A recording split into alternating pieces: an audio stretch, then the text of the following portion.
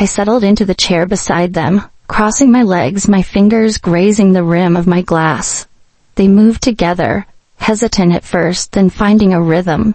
She gasped, his hands guiding her, his touch slow, deliberate. I exhaled, warmth spreading through me as I watched. I'd planned to stay on the sidelines, but the longer I sat there, the harder it was to resist.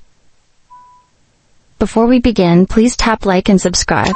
It really helps the channel grow, and if you already have, thank you for being here. Now, let's get started. I swear I don't even remember what it feels like to be with a man. She sighed, sinking into the couch. I laughed, swirling my wine. That's honestly tragic. She groaned. It is, it's been months, maybe even a year. I shook my head. Couldn't be me. I don't think I could last a week without jumping my husband. She rolled her eyes. Yeah, we get it. You won the husband lottery. I smirked. I did though. The man knows exactly how to handle a woman. She let out a long breath. Must be nice. I tilted my head, studying her. She looked drained, not just tired but empty. Maybe she missed companionship, but I had a feeling this was about something more physical. Maybe that's the problem, I mused. She frowned. What problem? I leaned in slightly.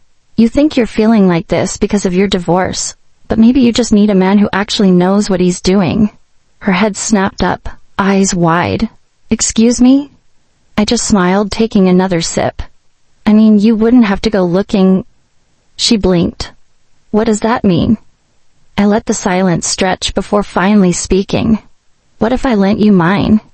Her breath hitched. You're kidding. I just kept smiling. Later that day we were tangled in bed, skin damp, bodies humming with the afterglow. I stretched, running lazy fingers over his chest, still basking in the satisfaction only he could give me. That was amazing, I murmured. He smirked, eyes half-lidded. As always. I let the silence linger, let the warmth settle between us. Then casually I said, She needs this. His brow furrowed. Who? My friend, I said, propping myself up on one elbow. She's miserable, lonely. I think she just needs to feel wanted again. He frowned slightly, still not following. And? I trailed my nails over his stomach, feeling his breath hitch. And maybe you could help. His body tensed. Wait, you're serious? I nodded. She needs this. And you know exactly how to make a woman feel good. He exhaled, rubbing a hand over his face. I don't know. I leaned in, pressing my lips against his jaw. I'd be there, watching, guiding. His breath wavered. I could feel the hesitation in him, but also the curiosity. You trust me, don't you? I whispered. His fingers twitched at my waist, his grip tightening just slightly. I could tell I already had him. The next morning I poured coffee as my husband walked into the kitchen, still groggy. We should invite her over, I said, handing him a mug. He frowned. I met his gaze. To talk. He hesitated. And by talk, you mean? I smirked. You'll see. A pause. He exhaled, rubbing the back of his neck. But he didn't say no. That was enough. I sent the text. She answered almost immediately. Sure, I could use the company. When she arrived, she looked tired, like she hadn't fully shaken off whatever weight she was carrying, but her eyes were clearer, more curious. We sat down, coffee in hand. I let the moment settle before tilting my head. Been thinking about what we talked about? She gave me a sidelong glance. Maybe. I smiled. And she sighed. I mean, I get what you were saying, but it's not exactly easy to just... She gestured vaguely.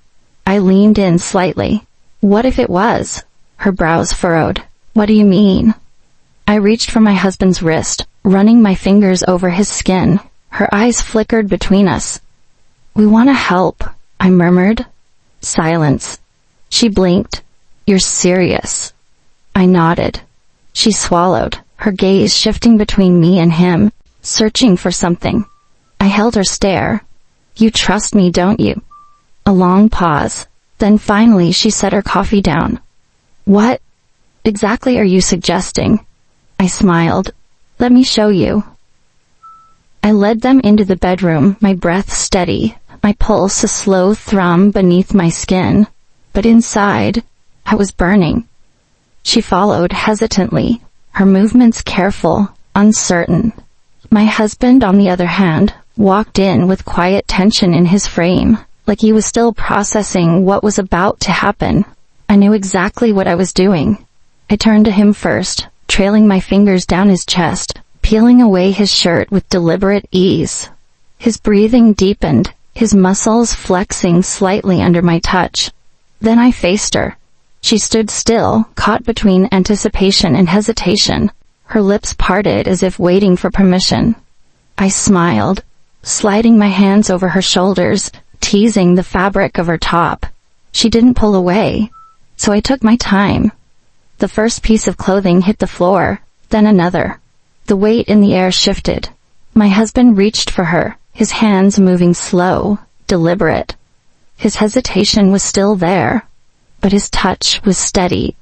She exhaled shakily, sinking into his warmth, letting him guide her. I stepped back, lowering myself onto the chair beside the bed, watching, taking in the way his hands explored her, the way she responded, the quiet gasps slipping past her lips. Across my legs, the pressure sending a pulse of heat through me. This was what I wanted, to see him like this, to see her like this, to feel the tension coil tighter, hotter as I watched. His lips found her neck, tracing lower, his hands mapping her curves. She arched under him, her body reacting to every touch, every slow movement. I shifted, pressing my thighs together as warmth spread through me, my breath turning shallow. My fingers skimmed the hem of my dress, the heat between my legs becoming a slow, aching pulse. "Just like that," I murmured, my voice low, encouraging. "Take your time with her." He did. His lips pressed lower, trailing along her skin, his hands steady as he guided her back against the mattress. She melted beneath him, a soft sigh escaping her lips, her fingers weaving into his hair. I dragged my nails lightly over my exposed thigh, the tingling sensation sending another wave of need through me. She was beautiful. So was he. And together, they were something even more intoxicating. I traced slow, lazy circles against the sensitive skin beneath my dress, teasing myself, matching the rhythm of their movements. My husband's hand slid lower, drawing a sharp inhale from her lips. Her fingers dug into his shoulders, her body trembling beneath his touch. I bit my lip, my breathing uneven, watching as she surrendered to him. "Do you like the way he touches you?" I asked, my voice smooth, teasing. She didn't answer, not with words. But the way her breath hitched, the way she clung to him, it was enough. The sounds filling the space, the slow, deliberate movements, the heat radiating between them. I had thought I could just sit here, just watch, just enjoy. But as the tension tightened, as the pleasure built between them, I realized something else. I was getting restless, and I wasn't sure how much longer I could stay on the sidelines. I was burning. The warmth in my body had built too high, the tension wound too tight. Every glance, every breath, every soft sound that filled the room made it harder to stay on the sidelines, and I didn't want to anymore. I rose from the chair, stepping closer, letting my fingertips graze along my husband's arm. His breath hitched, his gaze flicking to mine, deep and unreadable. She turned too, her expression caught between hesitation and something else. Something eager. I smiled. Slow. Knowing. "Move up," I murmured, brushing my fingers through his hair, guiding him back against the pillows. He obeyed without question, his chest rising and falling heavily, his body tense beneath my touch. Then I turned to her. "Come here," I said softly, my voice thick with warmth, with promise. She hesitated, her breath uneven. But then, she followed. She shifted into place, settling into him, her body molding against his as he steadied her, his hands firm at her sides. I watched, taking in the way they moved together, the silent communication between them, the heat humming between all of us. Then I climbed onto the bed, positioning myself above him, my hands settling at his shoulders. His breath was warm, sending a shiver up my spine. I leaned forward, my hands brushing against her arms, steadying her, guiding her. "Just like that," I whispered against her lips, tilting her chin toward me. "Let me help you." She exhaled sharply as I pressed my mouth to hers, tasting the heat still lingering on her skin. She melted into me, her fingers curling at my waist, letting me take control, letting me lead. I deepened the kiss, my hands sliding to her sides, helping her find the rhythm, setting the pace. She followed my lead, her body moving in sync with mine, our breaths tangling together. Below me, my husband groaned, his fingers pressing into my back as he pulled me closer. A sharp wave of warmth shot through me, making me gasp against her lips. I tangled my fingers in her hair, tilting her head to deepen the kiss. The softness of her skin, the way her body reacted beneath my hands, it only made the fire inside me burn hotter. I could feel the tension building, all of us teetering on the edge, the anticipation tightening with every movement, every touch, every sound. Her breath turned unsteady, her grip tightening on me. My husband's hands flexed at my sides, his body tensing beneath us. It was overwhelming. The energy coiled sharp and consuming, until finally, it unraveled. A rush of warmth spread through me, my body trembling, my breath catching in short, broken gasps. I felt them tense around me, the weight of the moment pressing into all of us, filling the room with lingering heat and satisfaction. For a long moment, none of us moved. The air was thick with warmth, our bodies tangled, our breaths uneven. Then I collapsed onto the bed, stretching lazily, a slow, satisfied smile curving my lips. She let out a shaky laugh, brushing her fingers through her tousled hair. My husband exhaled deeply, his arm draping over my stomach, his grip possessive even in the aftermath. I turned my head, glancing between them, my heart still racing. I had wanted to give her something, to help her. But I hadn't expected just how much I would enjoy it myself.